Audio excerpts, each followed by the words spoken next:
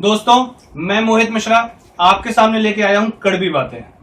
चूंकि ये बातें कड़वी हैं तो कुछ लोगों को ये बातें कड़वी ही लगेगी, लेकिन दरअसल देश में कुछ ऐसा माहौल चल रहा है कि हर कोई किसी ना किसी चीज का विरोध कर रहा है। विरोध करना स्वाभाविक है, हर किसी को किसी ना किसी चीज का विरोध करना बनता है, लेकिन कई लोग इतना पागल हो जाते हैं विरोध में कि ना ही सच समझते हैं ना झूठ समझते हैं, केवल विरोध करने के पीछे पड़ जाते हैं। अक्सर कई मुद्दे देश में आते हैं, लोग किसी का सपोर्ट करते हैं, किसी का विरोध करते हैं। अभी एक मुद्दा है जो बार बार सामने मीडिया में आता है, लोगों के बीच में आता है और अक्सर झूठ फैलाया जाता है। मुझे उस बात को लेके बहुत चिढ़ छूटती है। लोग बोलते हैं, अभी एक मुद्दा आया था कि आरएसएस को आईएसआईएस के बीच में सिमिलैरिटी बता रहे थे। लोग बोल रहे हैं कि आरएसएस आईएसआईएस जैसा एक आतंकी संगठन है। अगर आतंकी ना ही भी बोल रहे वो, तो भी आरएसएस आईएसआईएस संगठन है।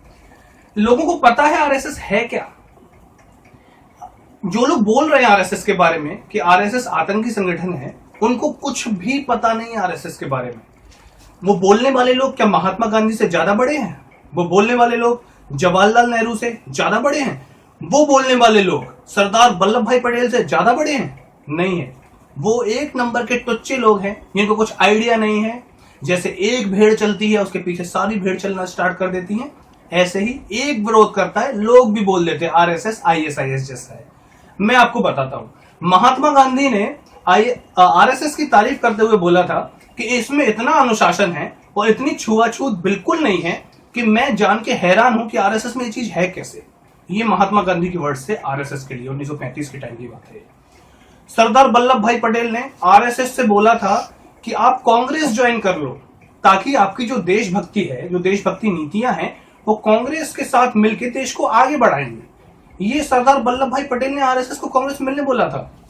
जवाहरलाल नेहरू ने 1963 में, मतलब देश आजाद होने के बाद 26 जनवरी की परेड में आरएसएस को उस परेड का हिस्सा बनाया था। जो आरएसएस के आपने देखा होगा ड्रम लेके जो यात्रा निकलती है, उसको परेड का हिस्सा बनाया था। मतलब कि जवाहरलाल नेहरू, महात्मा गांधी, सरदार वल्लभ भाई पटेल एक से एक लोग थे। इन लोगों को आरएसएस में कहीं आईएसआईएस या आतंकी संगठन जैसी चीज नजर नहीं आई, लेकिन आजकल के टुच्चे लोगों को आ रही है। अब मुझे दूसरी चीज एक बात बताओ, आरएसएस लोग कब जाना जाता है? लोगों को पता कब लगता है कि आरएसएस कोई चीज है? आरएसएस ऐसा क्या करता है कि सुर्खियों में आता है? मैं बताता हूं। तमिलनाडु में चाहे सुनामी आई हो, चाहे उड़ीसा में चक्रवात आया हो, चाहे उत्तराखंड में बाढ़ आई हो, चाहे नेपाल में भूकंप आया हो। नेपाल मतलब देश में भी नहीं है अपने। अभी कोलकाता में रिसेंट में ब्रिज गिर गया है, वहां पर आरएसएस एकमात्र ऐसा एनजीओ या ऐसा संगठन है जो सबसे पहले वहां पहुंचता है। हालांकि कभी आर्मी के बाद पहुंचता है, कभी आर्मी के साथ पहुंचता है और कभी कभार आर्मी के पहले भी पहुंच जाता है। मतलब कि उसको क्या मिलता है? आज भी आप न्यूज में देखेंगे आरएसएस वाले पहुंच गए वहां पे, सब लोग जाके और सबकी हेल्प कर रहे हैं। कौन सा संगठन है? आईएसआईएस ये काम करता है क्या कि लोगों की हेल्प करता है क्या? मतलब कि जो लोग दब गए उनको निकालना। आरएसएस ने जब देश आजाद हुआ था 1947 के बाद, तो 1948 में कैंप लगाए थे लोगों के लिए, जो शरणार्थी लोग थे, जो वहां के यहां आ रहे थे, यहां के वहां, तो इंडिया में कैंप लगाए हुए थे 1948 में। लोगों को पता भी है क्या है आरएसएस, इसलिए कि लोगों को दिक्कत ना हो। 1962 की चाइना वॉर में आरएसएस आर्मी के साथ मिलकर हेल्प किया था, तो भी समझ में नहीं। 1965 में रक्तदान शिविर पूरे देश में लगाया था, लड़ाई छिड़ी थी जब। तो लोगों को कोई आइडिया नहीं है, बस बोल दिया आरएसएस आईएसआईएस के साथ में। आईएसआईएस की संख्या 1 लाख से 1.25 लाख के बीच की है टोटल, और आरएसएस के मेंबर 50 लाख लोग हैं, 52 लाख मेंबर। आप मुझे बताओ, मतलब 50 गुना ज्यादा संख्या है। अगर आरएसएस आईएसआईएस जैसे काम करती होती तो देश की हालत कहां होती? लोगों को यह बात समझ में नहीं आती। और अगर जो लोग ये बोलते हैं कि आरएसएस आईएसआईएस जैसा संगठन है, मैं उनको बता दूं, इतने साल आपकी सरकार रही, ज्यादातर कांग्रेस वाली बोलते हैं ना, यहाँ अपोजिशन वाले, इतने साल आपकी सरकार रही, कभी कोई कार्रवाई कर देते, कभी आरएसएस को बंद करवा देते। अभी तो चलो लोग बोल देंगे कि मोदी गवर्नमेंट है, मोदी गवर्नमेंट है तो भाई आरएसएस को सपोर्ट है, बट इसके पहले तो आप इतने साल गवर्नमेंट में थे ना, कभी आरएसएस बंद करवा देते, तभी आरएसएस के पीछे बहुत तगड़ी कार्रवाई करवा देते, तब आईएसआईएस बोल देते उसको, बट नहीं कर पाए। अब मोदी आ गए हैं तो भाई सब लोगों को लग रहा है कि आरएसएस आईएसआईएस जैसा है, लोग देश में माहौल ऐसा बनाया जा रहा है।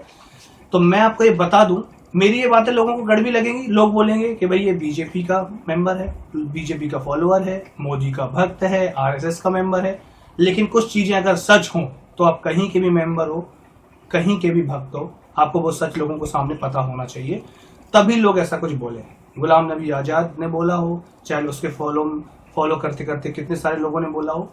तो जब भी कुछ बोलें, जब भी कुछ उसके पहले जांच पड़ताल कर लें। कई लोग बोलते हैं महात्मा गांधी की हत्या नाथूराम गॉडसे ने की थी, जो आरएसएस का मेंबर था। तो महात्मा गांधी की हत्या में आरएसएस का हाथ है। मतलब एक पुलिस कांस्टेबल मुंबई पुलिस का किसी का मर्डर कर देता है तो मुंबई पुलिस का मर्डर में हाथ है कोई इंडिविजुअल का।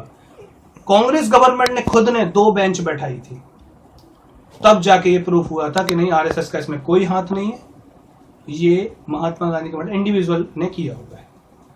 तो लोगों को कुछ जानकारी है नहीं, तो कोशिश करें, मुझे भी ज्यादा जानकारी नहीं, जितनी मेरे पास थी मैं इस वीडियो के जरिए आप तक पहुंचा रहा हूं। आप लोगों को और जानकारी हो तो आप बटोरिए और पता करिए वो हाफ कच्छे वाले आरएसएस के स्वयंसेवक कौन हैं जो हर आपदा विपदा में सबसे पहले मदद करने पहुंच जाते हैं। उनके बारे में कुछ बोलने से पहले सोचिए। तो आज के लिए ये कड़वी बातों का पहला वीडियो। धन्यवाद, थैंक यू।